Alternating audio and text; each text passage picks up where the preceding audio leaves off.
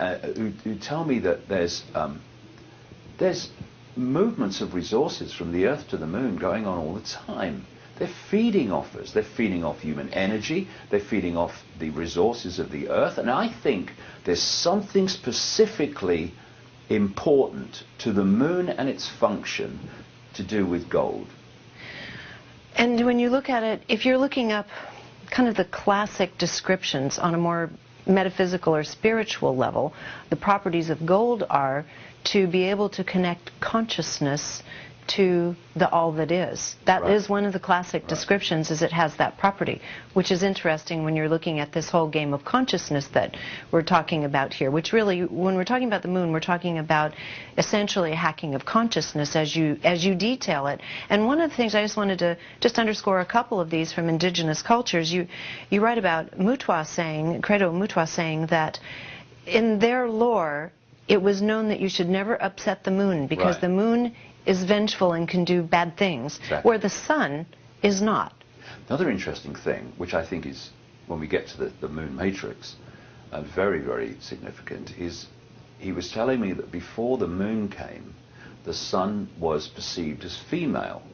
I think they used to call it Langa, the desired one. Mm-hmm. And then when the Moon came, because he says there's African tribes that say, you know, we go back to before the Moon came, that switched and they started perceiving the Sun as male and the Moon as female. And that for me is symbolic, perhaps more than symbolic, of this switch of consciousness that happened when the Moon came. Because when I was in South Africa with him, this is after the book came out, we were chatting in August about this at some length. And he said, you know, another legend about the Moon is that when the Moon came, humanity went crazy. Now, when you look at the effect, never mind the Moon matrix we're going to get into, when you look at the sheer effect on the human hormonal system, for instance, by just the Moon being there, you look at its effect on tidal movements when we are 70–80% water. According to the legends, he was telling me, menstruation started when the Moon came. And of course, it's connected to the Moon cycle. And it's like, when I read accounts of what the world was like before the Moon came, what they call the Golden Age, my mind goes to the Avatar movie and the Blue People, and how they were all at one and interconnected with everything. It was one consciousness, and everyone was aware of that. And then what happened is materialistic, totally left brain, soulless, with no empathy, people arrived in the form of humans in the Avatar movie with their high technology that could blow stuff. And they're after what? They're after resources from that Pandora moon of the Blue People. And I think myself that if you take the humans in the Avatar movie and their high technology weaponry to be these reptilian entities, and you take the Blue People to be humans as we were before the Moon came, then you're pretty much getting the feel for what it was like. And that level of consciousness, that level of awareness changed when the Moon came. And this is not just indigenous tribes. We're talking about Aristotle and Plutarch also spoke of history that was known to them about a time before the Moon.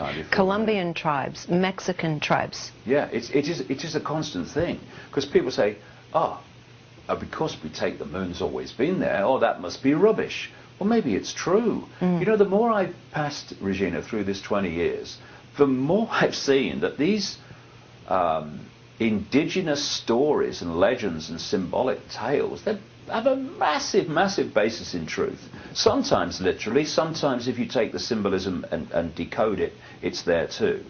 And there's definitely a time before the Moon, and I don't think the Moon's been there very long at all.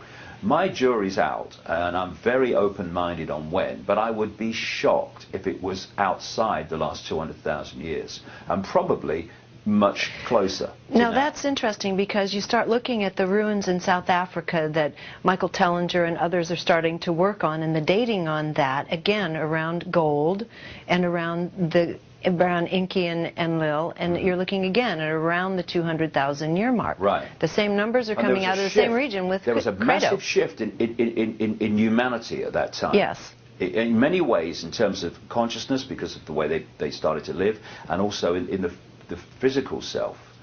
So there's something happened about 200,000 years ago. And you know, this is an interesting thing.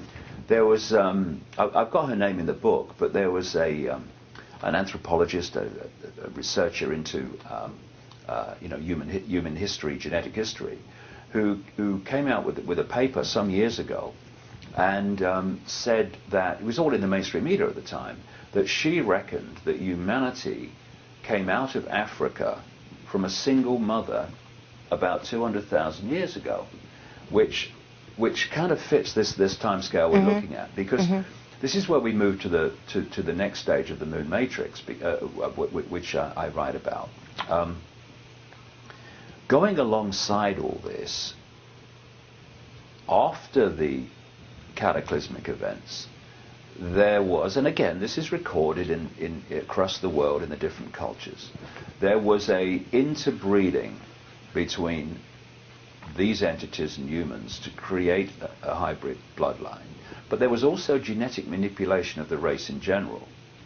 And you know, I've talked for years about the impact of